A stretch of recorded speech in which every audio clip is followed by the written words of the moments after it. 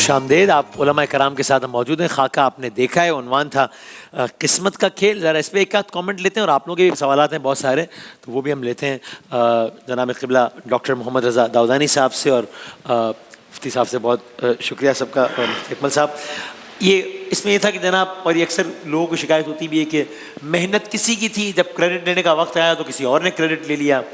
یہ ایک روش ہے بھی، اس کو یہ نظر آتی ہے عام طور پہ. وہ جو ریسیونگ اینڈ پر ہے، جو کہ پٹ رہا ہے، جو کہ پس رہا ہے، اس میں کچھ کہہ بھی نہیں سکتا، اس لیے کہ کریڈٹ لینے والا اس کا اپنا باس ہے، تو اپنی نوکری بھی تیل نہیں کروانی باس کے خلاف بغاوت کر کے. وہ پھر کیا سوچ کے اپنے آپ کو تسلی دے؟ وہ کرتا رہتا ہے کہ یار یہ میری محنت تھی اور یہ دیکھو یہ سارا اس نے لے لیا سارا. بسم اللہ الرحمن الرحیم. ظاہر ہے کہ ایک ون لائنر تو یہ ہے کہ wait for the right time. صحیح وقت آئے گا، آتا ہے، صحیح وقت آئے گا. جیسے اس خاکے کے اندر بھی آیا کہ صحیح وقت آتا ہے. جو پہلے بھی آیت ہم نے ایک پڑھی تھی کہ تلک الایام نداولها بین الناس، دن ہم پلٹاتے رہتے ہیں، کبھی کے دن بڑے کبھی کی راتیں بڑی، تو یہ ہوتا ہے.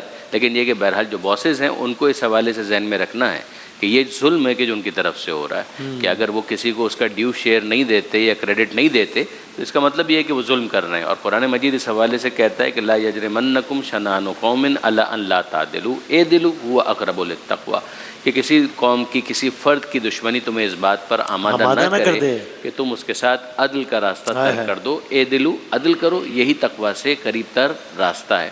اور پھر دوسری بات یہ ہے کہ جو اس کے اندر ہمیں خاکے کے اندر ایک بہت اچھا میسج نظر آیا کہ جب اس کو موقع ملا تو اس نے اس کو ایکسپلائٹ نہیں کیا. یعنی جب اتفاق سے اس کا ایکسیڈنٹ ہو گیا، جس کو آپ مکافات عمل کہہ لیجئے، اور سامنے سے اس کو موقع ملا، تو اس نے موقع کے بعد اس کریڈٹ کو فقط اپنی ذات تک محدود نہیں رکھا بلکہ دوسروں تک بھی اس کو ٹرانسفر کیا.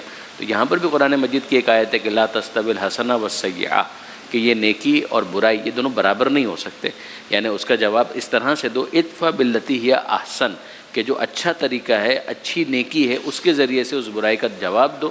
تو نتیجہ یہ نکلے گا کہ سامنے والے کے دل میں محبت پیدا ہوگی اور کینے دور ہو جائیں گے. ولی حمیم، ایسے کہ جیسے گہرے دوست ویسے وہ بن جائیں گے کہ جن کے دلوں میں آپس میں پہلے کینہ موجود. صحیح. مفتی صاحب اس بار میں آپ بھی فرمائیے گا.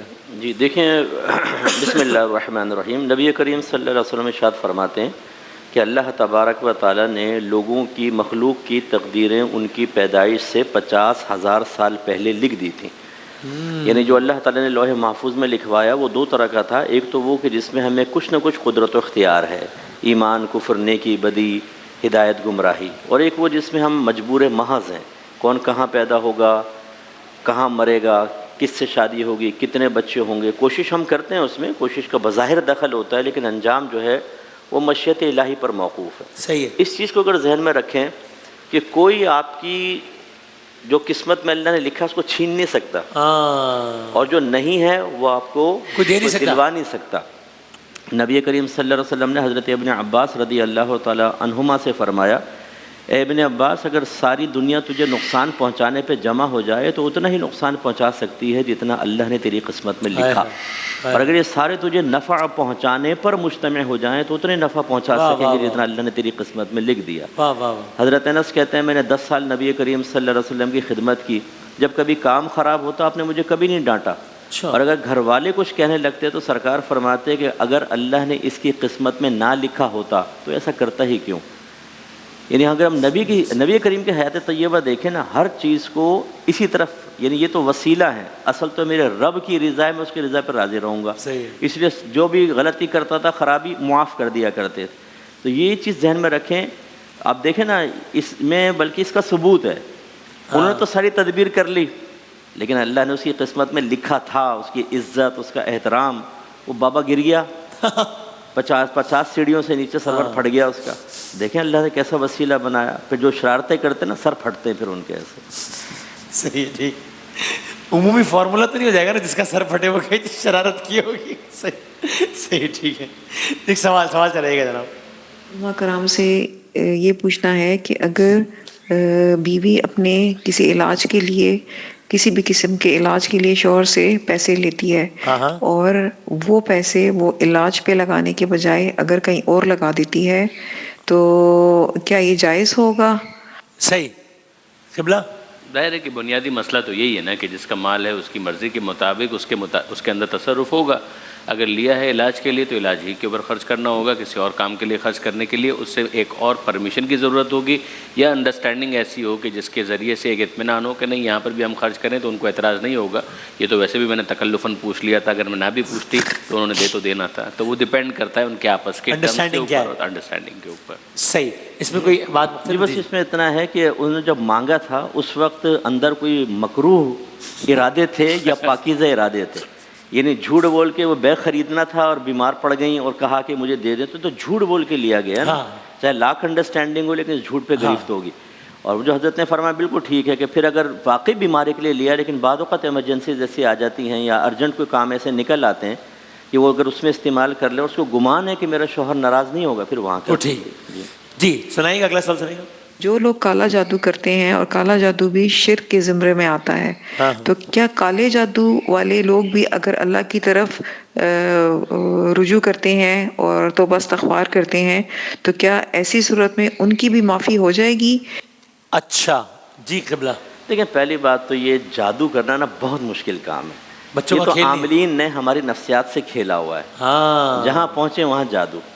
اچھا ہمیں بعض اوقات کہتے ہیں اس ذرا چیک کریں ہمارے ساتھ کچھ ہے کہ نہیں، صحیح ہے، جو کچھ ہے علم وغیرہ چیک کر کے کچھ بھی نہیں ہے، ذرا اچھی طرح چیک کریں.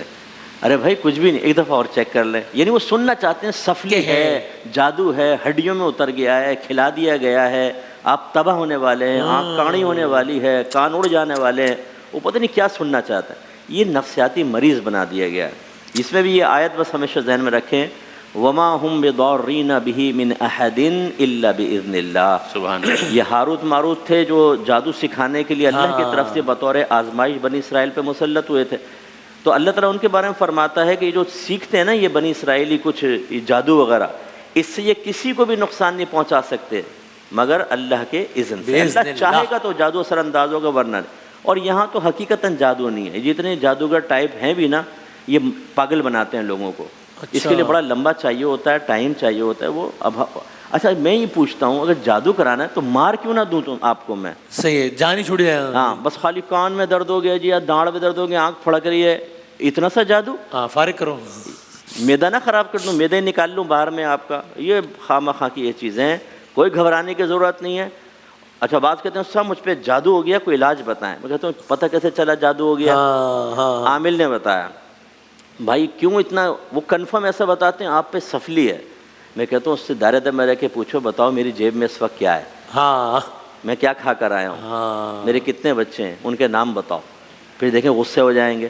یہ میں اس کے لیے کہہ رہا ہوں جو اتنے یقین کے ساتھ جادو ٹونے کا کہہ کر لوگوں کو بیچاروں کو نفسیاتی مریض بنا رہے ہیں. اور جو کہے بھائی میرے عمل سے علم سے مجھے ایسا پتہ چلا ہے، کنفرم نہیں، حقیقت حال اللہ بہتر جانتا ہے، ہم علاج کرنے کی کوشش کرتے ہیں، ٹھیک ہے بہت اچھی بات، لیکن یہ ان کا دھندا کیسے چلے گا اور ہماری بہنیں ان کو چلنے کیسے دیں گی؟ اگر ایسی کچی سی بات کی تو پکی بات کرو. یعنی چونکہ یہ بات واقعی آپ کو تو ظاہر مجھ سے 1 کروڑ گنا بہتر اندازہ ہے، تو لوگوں کو بہت ہی زیادہ لوگ اس شک میں پڑے رہتے ہیں، بہت ہی زیادہ.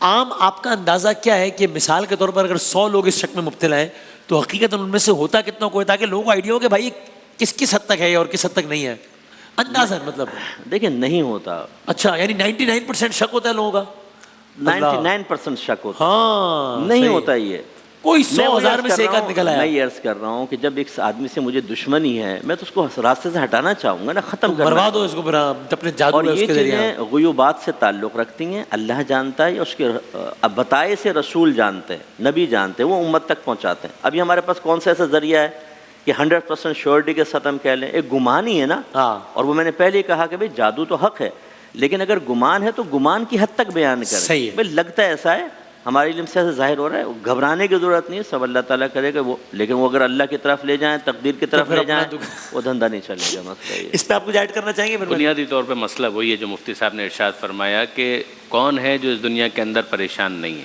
صحیح ہے، دنیا کے اندر پریشانیاں مشکلات تو ہیں. اب اگر مثال کے طور پر کوئی آئے اور کہے کہ جناب میرے اوپر کسی نے کچھ کروا تو نہیں دیا ہے، اور وہ کہے کہ ہاں میں نے دیکھا ہے، یقیناً آپ بہت بڑی مشکل میں. ہر ایک سمجھتا ہے کہ میں مشکل میں. وہ کہا کہ نہیں آپ کے ساتھ ایک بہت بڑا مسئلہ پیش آیا تھا, کوئی نہ کوئی تو ہوگا. آپ سے پوچھیں جتنے بھی افراد ہیں وہ سب یہ کہیں گے کہ ہمارے ساتھ ایک بہت بڑا مسئلہ پیش آیا تھا. تو یہ وہ چیزیں ہوتی ہیں جن کو پھر ایکسپلائٹ کیا جاتا ہے, یعنی بات اس کو رائے کا پہاڑ بنا کر پھر اس کی نسبت کہیں پر بھی دے دیجئے, تو سامنے والا اس کو کوئی فزیکلی چیک تو نہیں کر سکتا نا. یعنی میں عرض کروں کہ ایسا تو نہیں ہے کہ اگر کسی نے جادو کروایا تھا تو یہ والا جو بلب یہاں پر جل رہا ہے وہ بند ہو جائے گا, یا پنکھا جو تھا وہ چلنا شروع ہو جائے گا. تو وہ اس کو ویریفائی کرنے کے لیے کوئی ہمارے پاس لیٹمس پیپر ٹیسٹ نہیں ہے. تو اس کا نتیجہ یہ ہوتا ہے کہ جو نفسیاتی مسائل ہیں وہ بڑھتے جاتے ہیں اور لوگ اس کے اندر پھنستے چلے جاتے ہیں. پھر یہ دلدل ہے, پھر آپ کا مال بھی گیا, آپ کا سکون بھی گیا, اور دوسروں کے بارے میں بدگمانی, یعنی جس کے بارے میں انہوں نے کہا کہ اس نے شاید کروا دیا ہے تو پھر اس کا بدگمانی. آسان سا طریقہ یہ ہے افوض امری الی اللہ ان اللہ بصیر بالعباد, میں اپنا معاملہ اللہ کے سپرد کرتا ہوں, یقیناً اللہ اپنے بندوں کے حال کو دیکھ رہا ہے, وہ جانتا ہے. یہ آسان سا, ورنہ علاج کی حد تک سورہ فلق اور سورہ ناس بہترین علاج ہے. اگر بہت ہی شک رہتا ہو تو سورہ فلق سورہ ناس کی تلاوت کریں. اس کے ترجمے پر اگر تھوڑی سی توجہ کریں گے نا, پناہ میں آتا ہوں, کس کے مقابلے پر آتا ہوں, وسواس, خناس, یعنی یہ تمام تر چیزیں انسان کے دل کو سکون دینے والی ہیں. اور پھر اس کے بعد اگر مزید وہ دعا پڑھنا چاہیں تو ایک دعا بہت تاکید کے ساتھ ہمارے یہاں آئی ہے, دعائے صبا سب. اگر اس کو وہ پڑھ لیں تو اس کے اندر بھی جو مفہوم ہے اور جو بیان اس کے اندر موجود ہے وہ اس حوالے سے دل کو تقویت دینے والا ہے. اس میں انہوں نے یہ پوچھا کہ کالا جادو کرنے والے کی بھی مغفرت ہو سکتی ہے؟ پروردگار عالم کے ان معاملات کے اندر ڈائریکٹلی وہی والی بات انٹرفیئر کرنا شاید بہت مشکل ہوگا, لیکن یہ کہ بہرحال بہت سے ایسے گناہ ہیں کہ جن کی مغفرت کے حوالے سے وعید آئی ہے کہ بہت مشکل ہے اس آدمی کی مغفرت کا قبول ہونا, اس کے اندر یہ گناہ اس کے اندر یہ ہے. اچھا اوکے. اور مفتی صاحب آپ بھی بس یہ آخر میں کہ اگر بہت ہی شک رہتا ہو تو سورہ فلق سورہ ناس بہترین تدبیر ہے کہ دیکھیں سورہ فلق سورہ ناس بالکل یہ تو بیسٹ ہے, مطلب یہ تو قرآن سے بڑھ کر کوئی چیز نہیں ہے. لوگ کہتے ہیں سب وظیفہ دیں, میں کہتا ہوں کہ یہ بتائیں قرآن سے بڑھ کر کوئی بہترین وظیفہ ہے یا بابرکت ہے؟ نہیں. جب یہ یقین ہے تو کیوں جا رہے ہو ادھر ادھر, قرآن کی طرف آؤ نا یار. لیکن یہ لوگوں کی نفسیات ذرا ایسی ہے, یہ جو مضبوط اعتقاد والے لوگ ہیں نا, ہم جیسے, یا یہ میں تو نہیں جاتا کسی عامل کے بعد, تو وہ تو چل جائیں گے. عوام ہے اصل میں تو, لیکن عامل کو بھی چاہیے اور عوام کو بھی. اس لیے ہم کہہ دیتے ہیں بھی چلے جائیں فلاں کے پاس چلے جاؤ جو بالکل معتدل ہے, سمجھدار ہے, ہم جانتے ہیں اس کو پرسنلی, وہ لوٹ مار بھی نہ کرے. اس سے لوگ ذرا ہو جاتے ہیں مطمئن. اصل میں تو نفسیاتی مسئلہ ہے نا. وہ ڈاکٹر بھی کہتے ہیں نا, ہمارے والد صاحب بھی ہومیوپیتھک ڈاکٹر تھے. اچھا. تو وہ کہتے تھے بعض اوقات سامنے والے کے اندر کچھ بھی نہیں ہوتا تھا, تو وہ ہومیوپیتھک میں وہ گولیاں بنا کے رکھتے ہیں, اس میں پھر وہ قطرے ڈال کے نا اس میں وہ پھر دے دیتے ہیں, میٹھی میٹھی گولیاں ہوتی. کہتے ہیں میں خالی میٹھی گولی دے دیا کرتا تھا, مجھے پتا تھا اس کو کہوں گا کچھ نہیں ہے یہ اور بیمار ہو جائے گا. اور 3 دن بعد مٹھائی کا ڈبہ لاتا, ڈاکٹر صاحب اللہ آپ کا جزائے خیر عطا فرمائے, جادو کی طرح دے دی گولی. تو دل میں ہنستے تھے کہ یار یہ بیچاری عوام ایسی ہے. تو یوں تھوڑا بہت عوام کو سہارے کے لیے کر لیں, لیکن یہی اعتقاد کی مضبوطی بہت ضروری ہے. جزاک اللہ, بہت نوازش, بہت شکریہ علماء کرام کا. ایک بریک کے بعد ہم دوبارہ حاضر ہوتے ہیں انشاءاللہ.